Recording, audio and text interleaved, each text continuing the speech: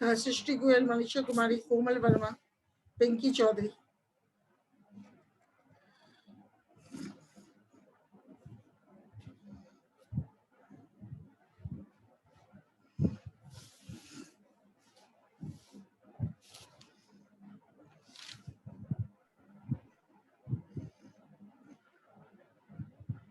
Good evening. Good evening बेटा, good evening.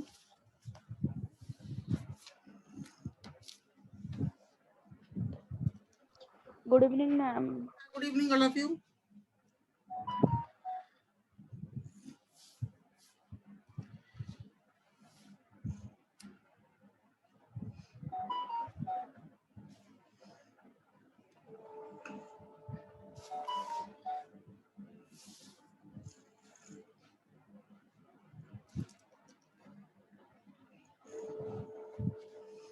पूजा मीना, पिंकी चौधरी, कोमल वर्मा, सृष्टि गोयल, मनीषा कुमारी। आज अपन करेंगे संकरण है हाइब्रिडाइजेशन। हाइब्रिडाइजेशन संकरण। अपेक्षा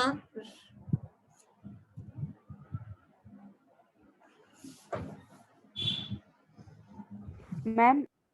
हाँ बेटा। मैम अभी हमारे प्रमोट होने की न्यूज़ छोड़ना आई है।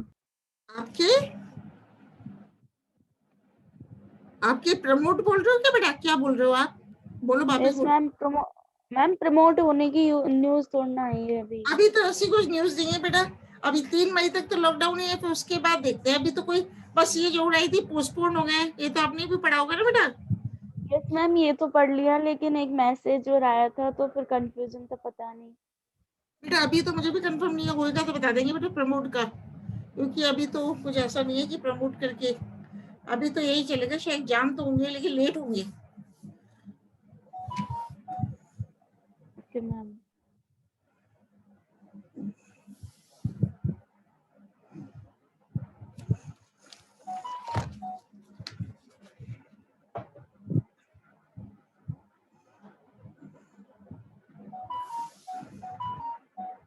अस्मिता महावर भी आ गई। हाँ,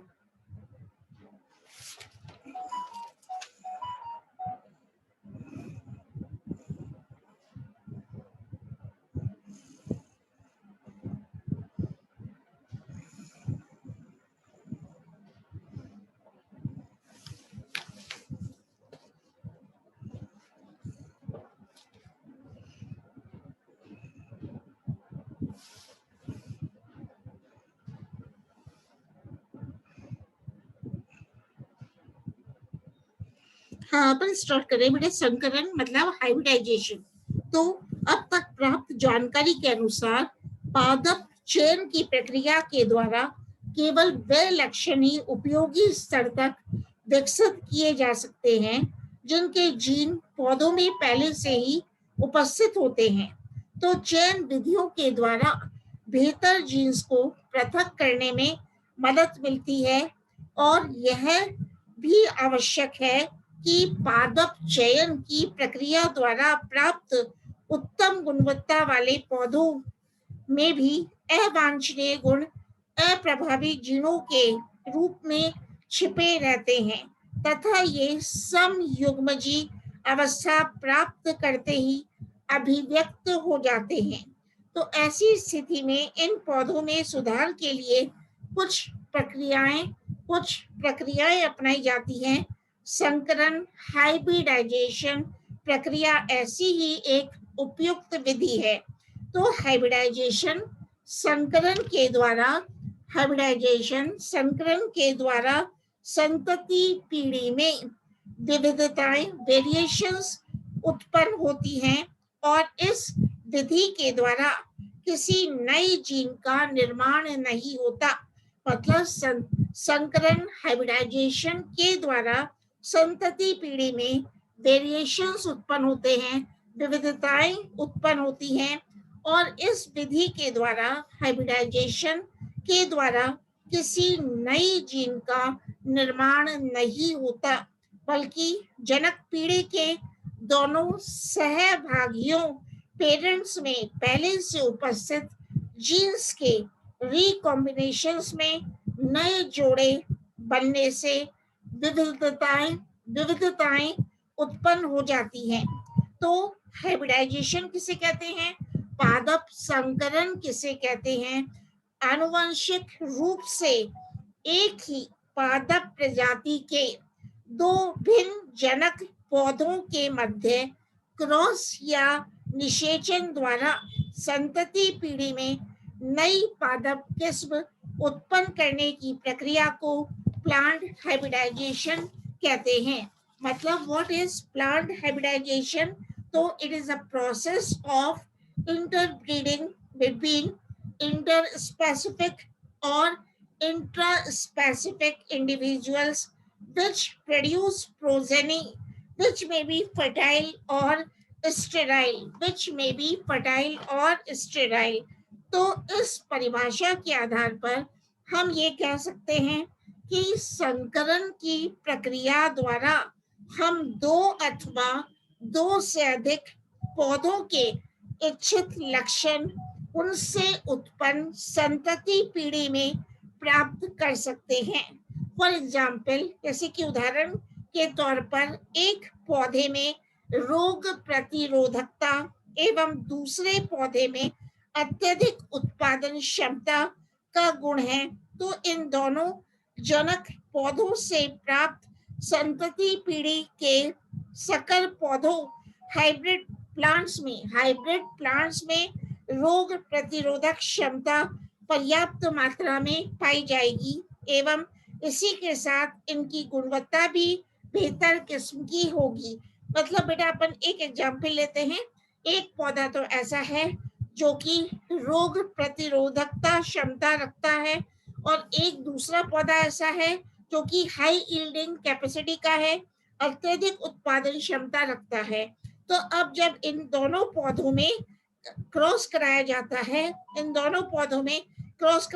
है, कौन कौन से दो पौधों में, एक पौधा जिसकी रोग प्रतिरोधकता क्षमता अधिक है और दूसरा पौधा जिसकी अत्यधिक उत्पादन क्षमता है, तो जनक पौधों से प्राप्त संतति पीढ़ी के हाइब्रिड प्लांट्स में रोग प्रतिरोधक क्षमता पर्याप्त मात्रा में पाई जाती है और इसी के साथ इनकी गुणवत्ता भी बेहतर किस्म की होगी।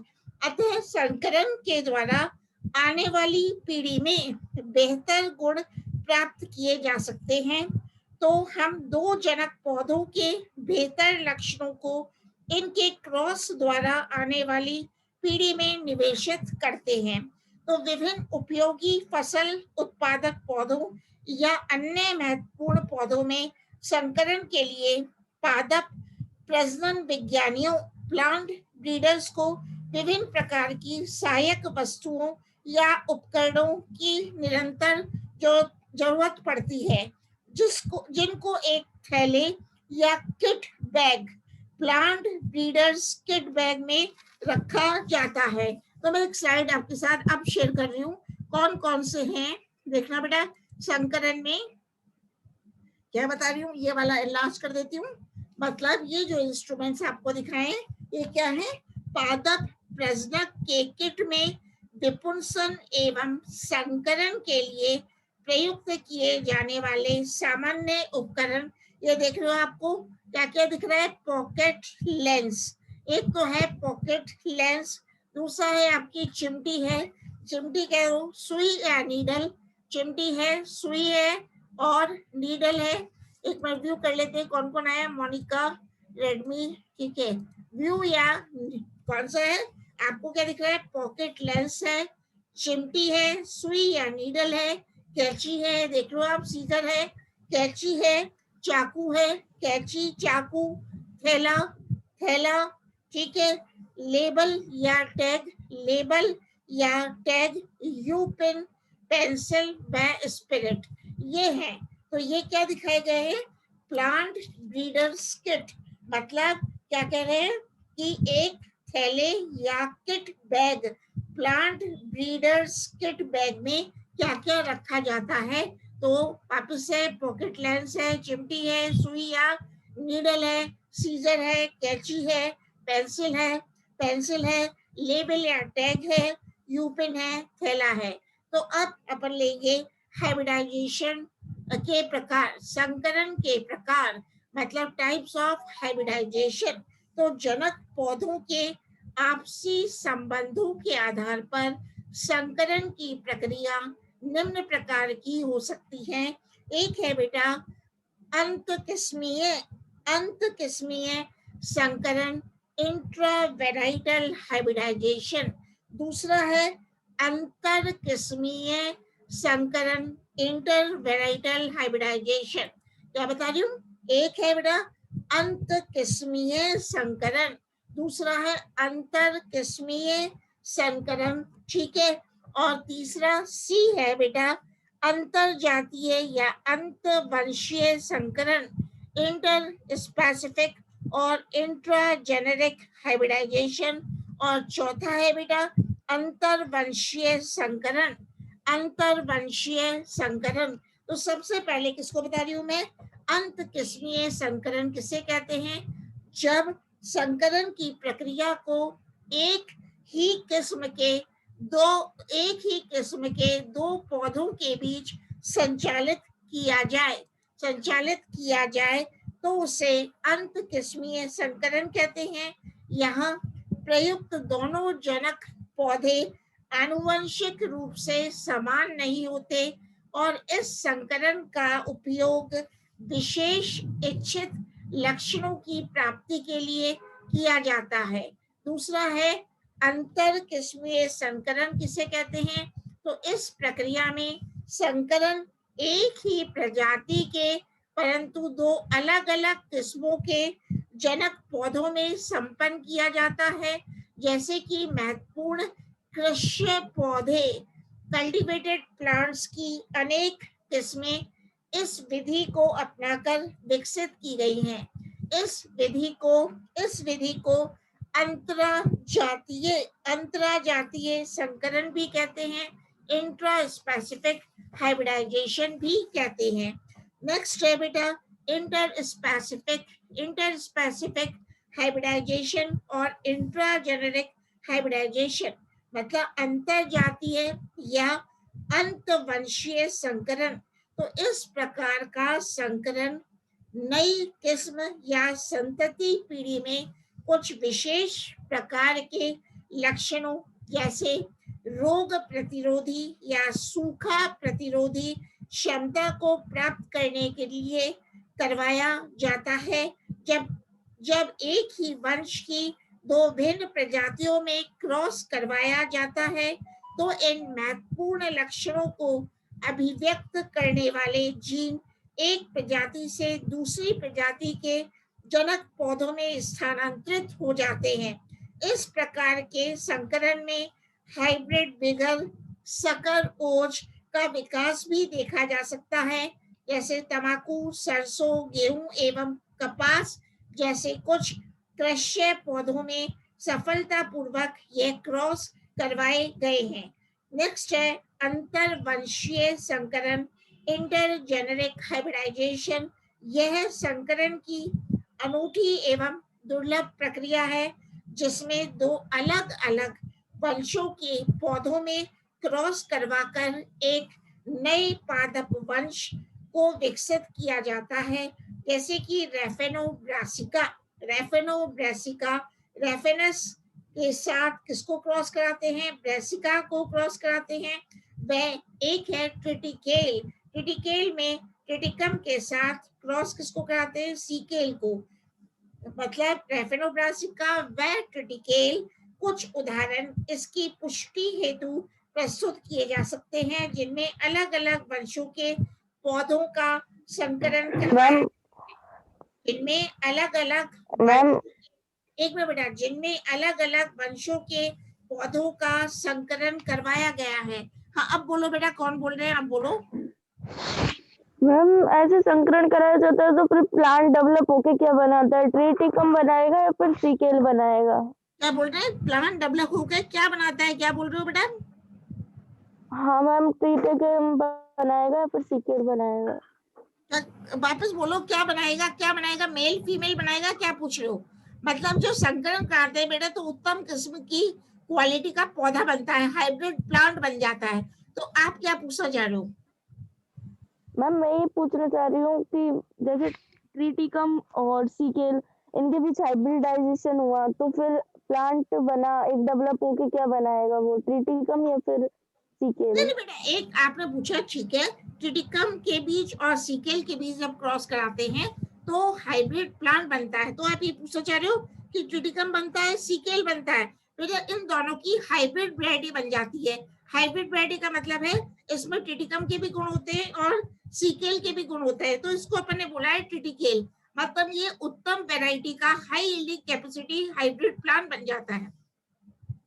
ये हाइब्रिड प्लांट बनता है जिसमें कि ट्रिटिकम के भी गुण हैं और सीकेल के भी गुण हैं। ठीक है, ऐसे जैसे कि मैंने बताया था, एक पौधा है वो तो रोग प्रतिरोधकता क्षमता उसमें है, उसको जब दूसरे पौधे से क्रॉस कराते हैं जिसकी हाई यील्डिंग कैपेसिटी है, तो जो पीढ़ी बनती है, मतलब जो हाइब्रिड प्लांट्स होते हैं वो क्या दिखाते हैं, रोग प्रतिरोधकता क्षमता भी दिखाते हैं और हाई यील्डिंग कैपेसिटी भी दिखाते हैं। तो ये है बेटा।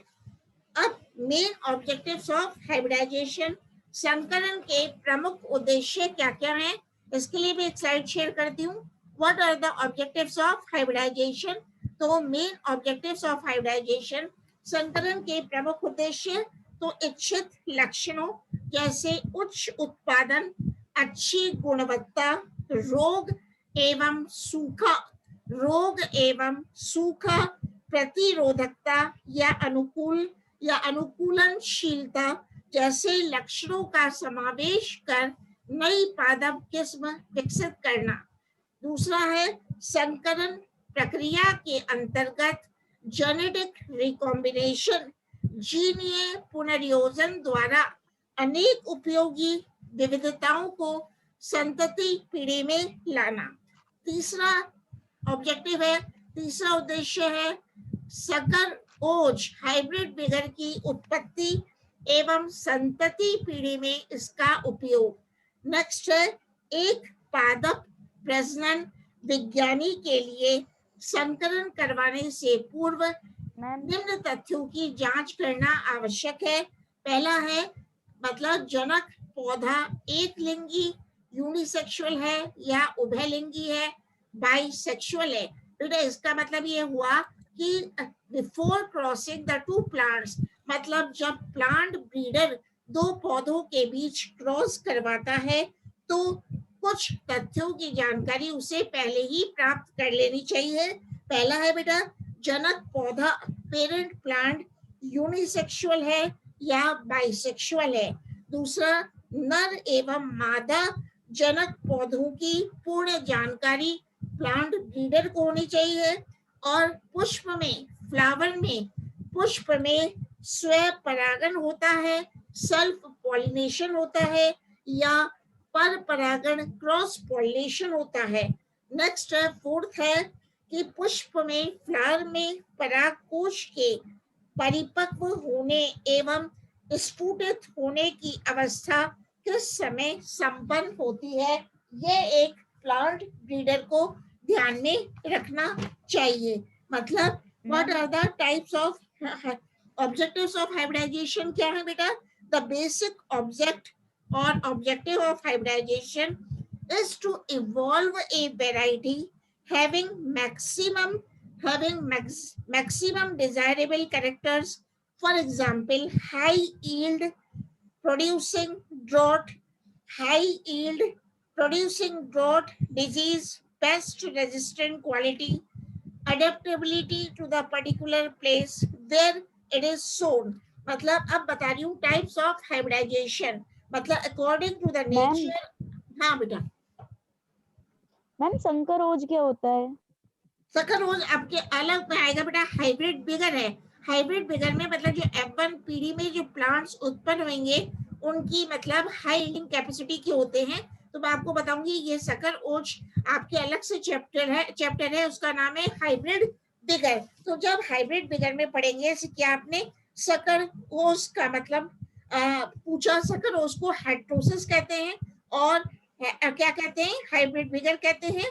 And it is defined as an enhancement of desirable characters like growth rate, increase in size, fertility and yield, resistant to drought, diseases and pest। मतलब जैसे आपने पूछा सैकरोज क्या होता है, जिसको अपन हाइड्रोसिस भी कहते हैं, हाइब्रिड बिगर भी कहते हैं।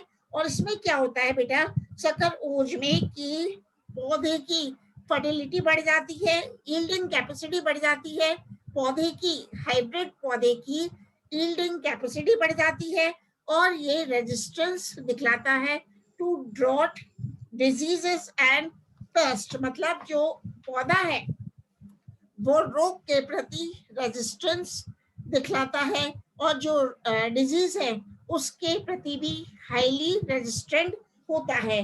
तो इसे अपन सकर ओज कहते हैं। जैसे कि आपने पूछा सकर ओज किसे कहते हैं, ये अलग से आपका एक चैप्टर रहेगा। ये रिप्लाई तो मैंने आपको शॉर्ट में ऐसे दिया है कि ये है हाइब्रिड बिगर, इसे कहते हैं हाइब्रिड बिगर।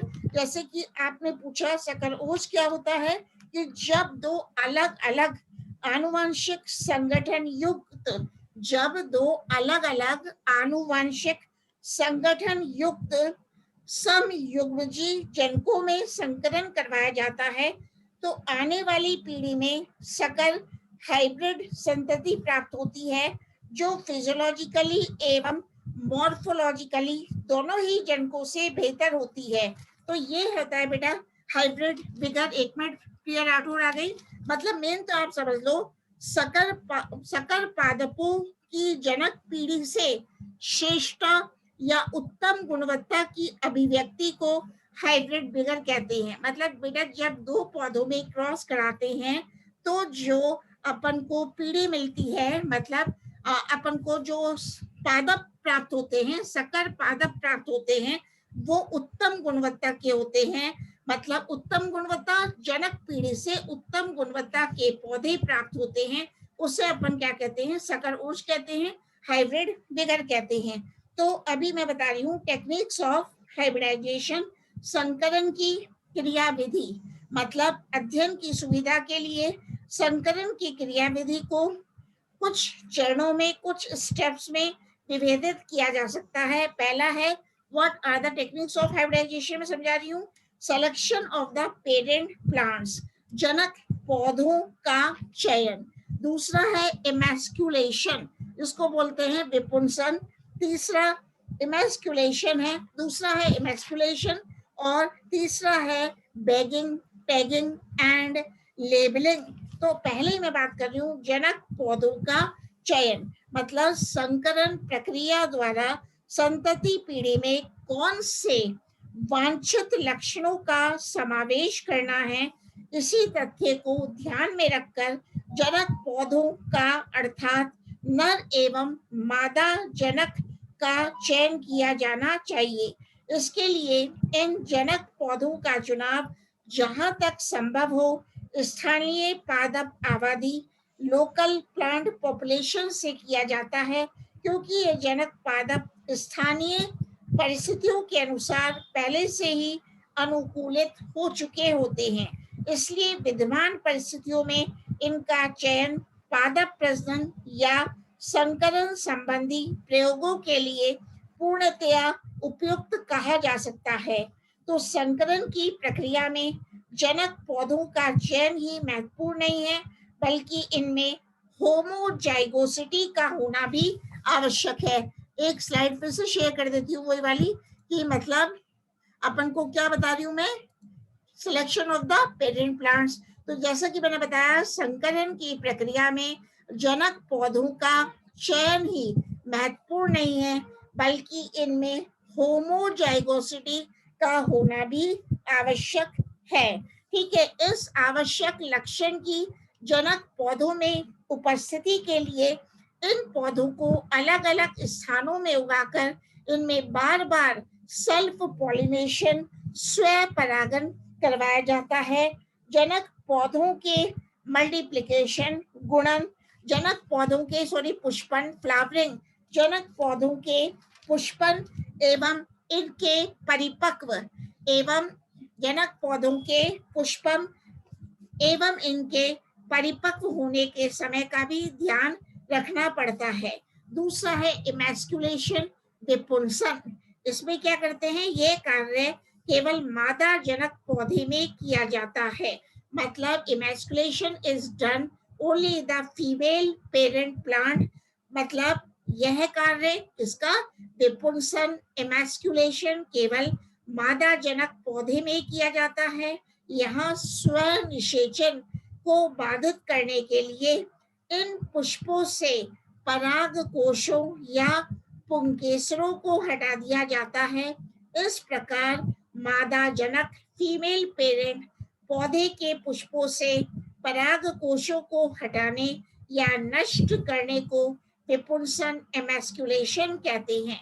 तो एमैस्कुलेशन किसे कहते हैं? कि जो फीमेल प्लांट है, फीमेल पेरेंट मादा जनक पौधे के पुष्पों से पराग कोशों को हटाने या नष्ट करने को इमैस्कुलेशन कहते हैं। इससे पुष्प में केवल मादा संरचनाएं ही शेष रह जाती हैं। विभिन्न पौधों में विपुंसन की प्रक्रिया पुष्पों की संरचना जैसे बंद या अनखुले व दलपुंज या पुष्पों की जैविकी प्रक्रिया के अनुसार अलग अलग हो सकती है। तो विभिन्न पुष्पों में इमैस्कुलेशन के लिए कुछ विधियां प्रयुक्त की जाती है। तो कौन कौन सी विधियां हैं जो कि इमैस्कुलेशन के लिए उपयोग की जाती हैं, वो बेटा अपन देख लेते हैं। अभी ये वाला है, इतना क्लियर नहीं है। तो कौन कौन सी विधियां हैं? पहले है बेटा हैंड इमैस्कुलेशन बाय फोर्सेप्स और सीजर, चिमटी या कैंची द्वारा हस्त विपुंसन। इसमें क्या होता है? यह प्रक्रिया उन पौधों के लिए प्रयुक्त की जाती है जिनके पुष्प बड़ी साइज के होते हैं। मतलब जिन पौधों के फ्लावर्स बड़ी साइज के होते हैं, उन पौधों में चिमटी या कैंची का उपयोग इमैस्कुलेशन के लिए किया जाता है, जैसे मटर के पौधे। तो इस विधि में मतलब हैंड इमैस्कुलेशन बाय फोर्सेप्स और सीजर्स, इस विधि में पुष्प के खिलने से पहले ही अर्थात कलिकावस्था में पुंकेसरों को, स्टेमन्स को या तो कैंची से काटकर या चिमटी से, फोर्सेप्स से तोड़कर हटा दिया जाता है। मतलब जिन पौधों में पुष्प बड़े होते हैं या बड़ी साइज के होते हैं, उनमें कलिकावस्था में या पुष्प के खिलने से पूर्व ही स्टेमन्स को, पुंकेसरों को कैंची से काट दिया जाता है या फोर्सेप्स से तोड़कर बाहर हटा दिया जाता है। और सावधानी रखना भी आवश्यक है। तो इस बात की सावधानी रखना भी आवश्यक है कि इमैस्कुलेशन के समय पुष्पों में परागकण परिपक्व नहीं हो तथा वर्तिकाग्र ग्राही ना हो। इसके लिए पुष्प खिलने से पहले ही फ्लावर बर्ड्स, छोटी कलिकाओं को छांटा जाता है जिनमें पोलन ग्रेन्स का निर्माण प्रारंभ नहीं हुआ हो। तो विपुंसन के लिए प्रयुक्त पुष्प कलिकाओं को पहले स्टेरलाइज्ड फोर्सेप्स, निर्जर्मित चिमटी, स्टेरलाइज्ड फोर्सेप्स अथवा सुई के द्वारा खोला जाता है। बेटा चूंकि जो पुष्प कलिकाएं हैं, फ्लावर बर्ड्स है, उनको क्या करते हैं? फ्लावर बर्ड्स को स्टेरलाइज्ड फोर्सेप के द्वारा या सुई के द्वारा, नीडल के द्वारा खोला जाता है और इनके सेपल्स में थोड़ी जगह बनाते हैं। मतलब पुष्पों के बाह्य दलपत्रों में, सेपल्स में थोड़ी जगह बनाते हैं। इसके बाद धीरे धीरे चिमटी या सुई से स्टेमन्स, पुंकेसरों को हटा दिया जाता है। तो चिमटी व सुई, नीडल का स्टेरलाइजेशन, निर्जर्मीकरण, इनको रेक्टिफाइड स्पिरिट में डुबोकर किया जाता है। मतलब बेटा अपन एक नीडल लेते हैं या फोर्सेप लेते हैं और इस नीडल और फोर्सेप को अपन स्पिरिट में डिप करते हैं, स्पिरिट में डुबो देते हैं। क्यों स्पिरिट में डुबोते हैं? जिससे कि ये जो नीडल है, फोर्सेप है, अच्छी तरह निर्जीवीकृत हो जाए, स्टेरलाइज हो जाए और फिर इस स्टेरलाइज नीडल व फोर्सेप के द्वारा पुंकेसरों को, स्टेमन्स को हटा दिया जाता है। और इस बात की विशेष सावधानी रखनी चाहिए के स्टेमन्स पुंकेसरों को हटाते समय पुष्प के फ्लावर के बाह्य दलपुंज व जायांग गाइनोशियम को क्षति नहीं पहुंचे। तो विपुंसन की इस प्रक्रिया को यांत्रिक विधि भी कहते हैं, क्योंकि इसमें पुष्प कलिका से पुंकेसरों को यांत्रिक प्रक्रिया द्वारा हटाया जाता है। तो एक विपुंसन तो ये देखा कि emasculation is done by using the forceps और सीजर्स। दूसरा है गर्म जल, ठंडे जल एवं अल्कोहल उपचार द्वारा विपुंसन, emasculation by hot water, cold water and alcohol treatment. Emasculation by hot water, cold water and alcohol treatment. तो इसमें क्या करते हैं, विभिन्न एक बीज पत्री धान्य उत्पादक पौधों, सीरियल्स व अन्य पौधों जिनमें पुष्प बहुत छोटे आकार के होते हैं एवं पुष्प द्विलिंगी बाइसेक्सुअल होते हैं, जैसे चावल, राइस, ज्वार, बाजरा आदि में विपुंसन करवाने के लिए पुष्प गुच्छकों को गर्म जल में 1 से 10 मिनट तक डुबोए रखा जाता है। मतलब ऐसे पादप या सीरियल प्लांट्स में जिनमें की फ्लावर्स बहुत छोटे होते हैं, बाइसेक्सुअल होते हैं, तो उनमें इमैस्कुलेशन करवाने के लिए क्या होता है, पुष्प गुच्छकों को गर्म जल में रखा जाता है। यह गर्म जल में 1 से 10 मिनट तक डुबोए रखा जाता है, जिसका टेम्परेचर तापमान 40 डिग्री सेंटीग्रेड से 45 डिग्री सेंटीग्रेड तक होता है। और इस प्रक्रिया में परागकोश मृत हो जाते हैं, जबकि पुष्पों की अन्य संरचनाएं अप्रभावित एवं जीवित रहती हैं।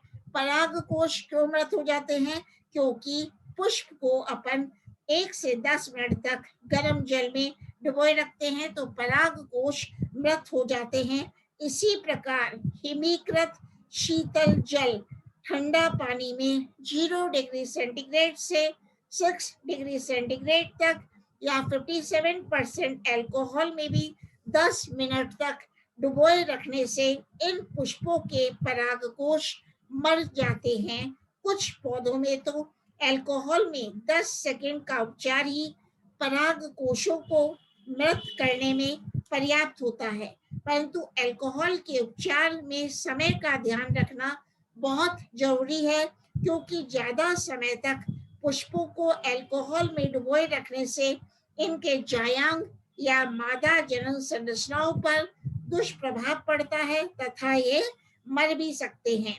तो यह स्पष्ट होता है कि परागकोशों को खत्म किया जाता है, इन परागकोशों को खत्म किया जाता है तथा मादा जनन संरचनाओं को सुरक्षित रखा जाता है। अब अपन बात करते हैं male sterility and self incompatibility, नरबंध्यता एवं स्व अनिश्चयता। तो अनेक स्वपरागित फसल उत्पादक पौधों जैसे चावल, ज्वार, गेहूं एवं तंबाकू आदि की आधुनिक किस्मों में आजकल मेल स्टेरिलिटी, नरबंध्यता पाई जाती है, क्योंकि इन पौधों में नरबंध्यता एवं आत्मनिश्चयता उपलब्ध होती है, अतः इनमें विपुंसन की आवश्यकता भी नहीं रहती। इनके पुष्पों में पुंकेसर तो होते हैं, परंतु उनमें पराग कणों का निर्माण नहीं होता, इसलिए यहाँ फसलों में नरबंध्य पौधे मौजूद होते हैं। सकर ओज उत्पादन क्रियाओं में नरबंध्यता की गुण का बहुतायत में उपयोग होता है। अब बात करते हैं use of chemical gametocides in emasculation, रासायनिक युग्मक नाशकों द्वारा विपुंसन। कुछ रासायनिक युग्मकनाशी पदार्थों द्वारा कृत्रिम रूप से नरबंध्यता को अभिप्रेरित करके भी विपुंसन, इमैस्कुलेशन करवाया जा सकता है। फॉर एग्जाम्पल कपास में, कॉटन में, गॉसिपियम में FW 450 द्वारा एवं D4D NAA naphthalene acidic acid एवं इथ्रेल जैसे रासायनिक युग्मक नाशियों द्वारा नरबंधिता को अभिप्रेरित किया जा सकता है। तो विभिन्न पौधों में विपुंसन क्रिया को संचालित करवाने के लिए कुछ सावधानियां रखनी चाहिए। तो कौन कौन सी सावधानियां हैं? एक है बेटा उपयुक्त साइज की पुष्प कलिकाओं का चुनाव विपुंसन के लिए किया जाना चाहिए, क्योंकि बड़ी साइज की परिपक्व पुष्प कलिकाओं में स्वपरागन की पर्याप्त संभावना होती है। दूसरा है विपुंसन प्रक्रिया के बाद जिस पुष्प कलिका का विपुंसन किया गया है उसे छोड़कर शेष पुष्पों, फलों एवं कलियों को हटा देना चाहिए। तीसरा है पुंकेसरों को सदैव फिलामेंट्स के साथ हटाना चाहिए। नेक्स्ट है विपुंसन के लिए इमैस्कुलेशन के लिए पुष्प कलिकाओं का चुनाव सदैव पर्याप्त संख्या में करना चाहिए। और नेक्स्ट है पुष्प कलिका के वर्तिकाग्र को विपुंसन के बाद हैंड लेंस द्वारा देखकर इस बात की जांच कर लेनी चाहिए कि इस पर कोई परागकण तो उपस्थित नहीं है। अब बात करते हैं बैगिंग, टैगिंग एंड लेबलिंग। विपुंसित पुष्प या पुष्पक्रम पर थैली लगाना, टैगिंग व लेबल लगाना। तो विपुंसन के बाद इमैस्कुलेशन के बाद पुष्प या पुष्प कलिका या विपुंसित पुष्पक्रम को जल्दी ही एक उपयुक्त आकृति व साइज की थैली से ढक दिया जाता है। ये थैलियां बटर पेपर, पॉलीथीन, प्लास्टिक या सेलोफेन द्वारा बनी होती है। पुष्प को ढकने वाली इन थैलियों को टहनी पर धागे, तार या पिन द्वारा बांध दिया जाता है। इस प्रक्रिया को बैगिंग कहते हैं, थैलीकरण कहते हैं। इस प्रक्रिया को बैगिंग कहते हैं। नर एवं मादा दोनों प्रकार के पुष्पों को थैली से ढकना जरूरी है, जिससे नर पुष्पों का दूसरे पराग कणों द्वारा संदूषण नहीं हो तथा थैली में ढके होने के कारण मादा पुष्प का परागण अवांछित परागकण से नहीं हो पाए। तो थैली को तेल में डुबोने के बाद पुष्प को ढकने के लिए प्रयोग में लाया जाए तो ऐसे पुष्पों पर कीटों एवं अन्य सूक्ष्म जीवों का संक्रमण नहीं होता। इसलिए थैली से ढके विपुंसित पुष्पों पर एक टैग या लेबल लगाया जाता है। इस प्रक्रिया को टैगिंग कहते हैं। इस टैग या लेबलिंग कार्ड को एक धागे की सहायता से थैली के साथ बांध देते हैं और इस लेबलिंग कार्ड पर कुछ सूचनाएं अंकित होती हैं। एक तो है बेटा क्रम संख्या, सीरियल नंबर, एक है डेट ऑफ इमैस्कुलेशन विपुंसन विधि, एक है डेट ऑफ हैंड पॉलिनेशन हस्त परागण विधि, एक है डिटेल्स ऑफ मेल पेरेंट, दूसरा है नेक्स्ट है डिटेल्स ऑफ फीमेल पेरेंट, पौधे का नाम और पादप प्रजनन वैज्ञानिक का नाम, नेम ऑफ प्लांट ब्रीडर। बेटा टैगिंग किसे कहते हैं? जब अपन बेटा प्लांट्स को मतलब नर व मादा पौधों को अपन बटर पेपर से, पॉलीथीन, प्लास्टिक या सेलोफेन के द्वारा ढक देते हैं तो टैगिंग की प्रक्रिया भी आती है। मतलब टैगिंग में क्या करते हैं, एक तो सीरियल नंबर लगाते हैं 1 2 3 4, एक कौन से दिन इमैस्कुलेशन किया गया तो डेट ऑफ इमैस्कुलेशन, इमैस्कुलेशन कौन से दिन किया गया उसकी तिथि लिखते हैं, तिथि मतलब डेट ऑफ इमैस्कुलेशन। फिर हस्त परागण तिथि, डेट ऑफ हैंड पॉलिनेशन लिखते हैं और डिटेल्स ऑफ मेल पेरेंट, अगर नर पौधा है तो उसका नर जनक का विवरण, डिटेल्स ऑफ मेल पेरेंट लिख देते हैं, और फीमेल पेरेंट है तो details of female parent, name of the plant, उस पौधे का नाम लिखते हैं और name of the plant breeder. फिर अब आती है